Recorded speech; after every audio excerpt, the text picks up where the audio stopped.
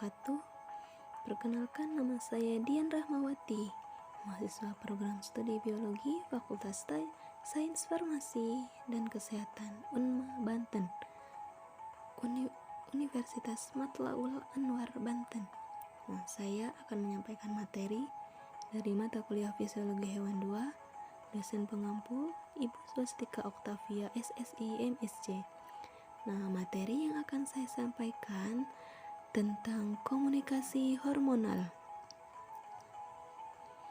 Asal kata dari hormon berasal dari bahasa Yunani. Hormon artinya yang menggerakkan. Hormon itu pembawa pesan kimiawi antar sel atau antar kelompok sel. Hormon sendiri merupakan zat kimia dalam bentuk senyawa organik yang dihasilkan oleh kelenjar endokrin. Fungsi hormon sendiri mengatur aktivitas metabolisme, reproduksi, pertumbuhan, dan perkembangan. Selanjutnya, hormon berdasarkan letak kelenjarnya meliputi hormon hipofisis anterior, hormon hipofisis posterior, hormon tiroid, hormon paratiroid, hormon korteks adrenal, hormon pankreas, hormon ovarium, hormon testis. Selanjutnya, golongan-golongan hormon berdasarkan pembentuknya. Di sini terdapat derivat asam amino seperti epinefrin, peptida dan protein, misalnya vasopressin, selanjutnya oksitosin. Steroid contohnya aldosteron. Beberapa hormon invertebrata. Kelangsungan hidup kelompok hewan manapun bergantung pada pertumbuhan, pematangan, dan reproduksi. Sebagian besar bahan kimia yang berfungsi sebagai hormon pada hewan invertebrata adalah neurosekresi yang disebut neuropeptida. Hanya beberapa invertebrata yang lebih kompleks. Misalnya moluska, arthropoda, dan echinodermata yang memiliki hormon selain sekresi saraf. Kalau porifera, tingkat seluler organisasi tubuh tidak memiliki kelenjar endokrin klasik karena spons tidak memiliki neuron, juga tidak mengandung sel neurosekretori solenterata. Sel saraf hidra mengandung hormon pemacu pertumbuhan, itu merangsang tunas, regenerasi, dan pembentukan dan pertumbuhan. Misalnya ketika hormon ini hadir dalam media di mana fragmen hidra diinkubasi, regenerasi kepala dipercepat. Apa yang disebut aktivator kepala ini juga merangsang mitosis pada hidra. Beberapa hormon vertebrata. Kalau yang sebelumnya itu beberapa hormon pada invertebrata. Selanjutnya hormon pada vertebrata. Seperti tanda burung dan mamalia. Kelenjar uterosinal sanis anak kecil yang dikupas di leher. Mereka menyatukan hormon salsitesin yang diasimulasikan dengan kamera kalsium darah Barsa dari virus. Selanjutnya testosteron itu mengontrol seluruh kelenjar segel jantan, seperti warna bulu, sisir saat bermati, dan spor. Beberapa hormon pada vertebrata. Selanjutnya pituitari atau kelenjar di bawah otak.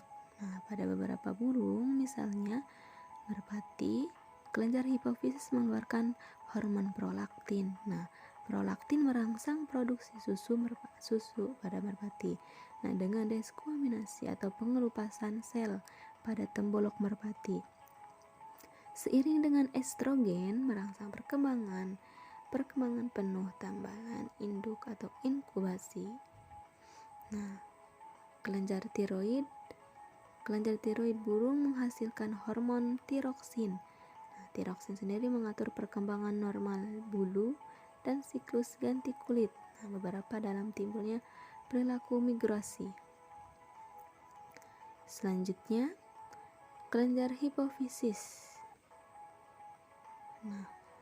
Seperti lobus hipofisis, adenohipofisis atau anterior, pars intermedia, lobus menengah, neurohipofisis atau posterior. Hormon adenohipofisis, hormon pertumbuhan atau GH, atau hormon somatostatin atau STH, tirotropin atau hormon perangsang tiroid atau TSH, hormon adrenokortikotropik atau ACTH, hormon luteinisasi atau LH, hormon perangsang folikol atau FSH, hormon pars intermedia, melanofor perangsang hormon, hormon neurohipofisis, hormon antidiuretik, serta oksitosin.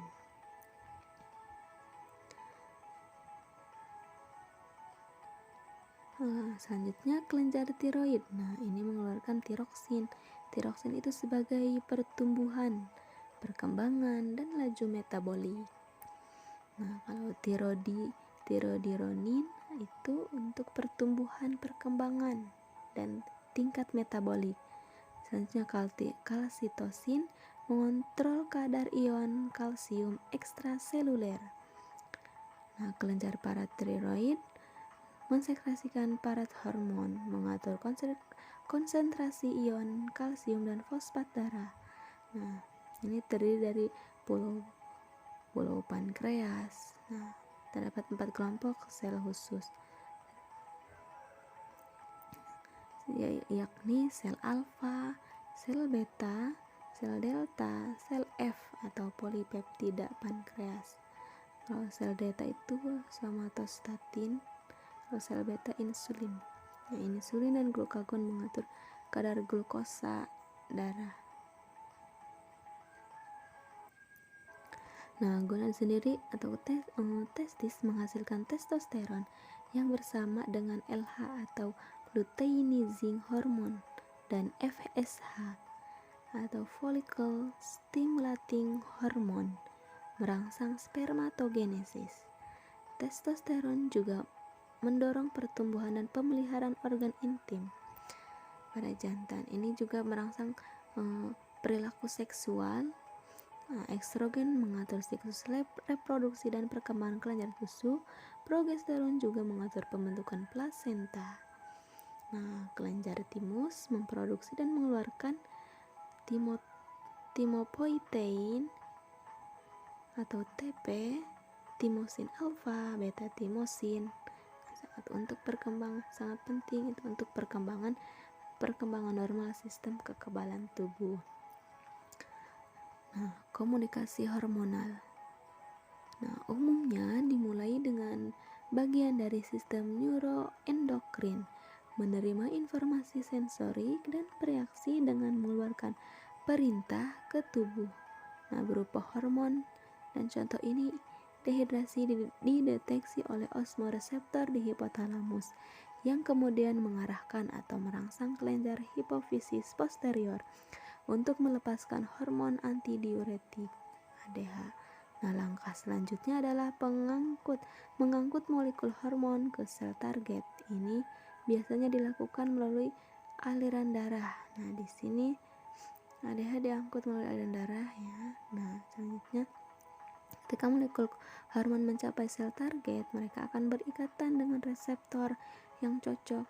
Pada sel tersebut, sel dan kompleks reseptor hormon akan memacu pertumbuhan pada sel target. Hal ini menyebabkan ginjal mengurangi output volume urin sehingga meningkatkan retensi air dan melawan dehidrasi pada pembuluh darah vasokonstriksi. Darah vasokonstriksi itu meningkat menyebabkan tekanan darah lebih tinggi dan demikian melawan penurunan tekanan darah yang disebabkan oleh dehidrasi Nah, selanjutnya mekanisme kerusakan dan tindakan hormon menghasilkan efeknya dan jaringan target dengan mengikat protein spesifik. Nah, reseptor hormon terletak. Reseptor hormon itu reseptor yang di dalam target yang disebut reseptor yang ada di dalam target sel disebut reseptor antar sel. Kebanyakan sel nuklir pengikatan hormon dan reseptornya mengarah pada pembentukan kompleks reseptor hormon. Nah, setiap reseptor spesifik untuk satu hormon, dan karenanya reseptor spesifik itu pembentukan kompleks reseptor. Nah, hormon mengarah pada perubahan biokimia tertentu dalam jaringan target. Nah, target metabolisme jaringan dan karenanya fungsi fisiologis diatur oleh hormon dapat dibagi menjadi kelompok 1 peptida, polipeptida protein, hormon insulin, glukagon, hormon hipofisis, hormon hipotalamus, dan lain-lain. Nah, 2 steroid, kortisol, testosteron, estradiol, dan progesteron, 3 hironis, hormon tiroid, hormon asam amino, hormon epinefrin yang berinteraksi dengan reseptor yang terikat membran. Nah, biasanya tidak memasuki sel target, seperti menghasilkan messenger kedua, contoh siklik AMP, B3 atau CA+. Nah, yang pada gilirannya mengatur metabolisme sel hormon yang berinteraksi dengan reseptor intraseluler hormon steroid idiothyronis. Nah, kebanyakan mengatur ekspresi gen atau fungsi kromosom melalui interaksi kompleks reseptor hormoni dengan aksi biokimia kumulatif genom. Nah, menghasilkan efek fisiologis dan perkembangan. Nah, demikianlah hasil pembahasan yang telah saya sampaikan. Semoga bermanfaat. Terima kasih. Wassalamualaikum warahmatullahi wabarakatuh.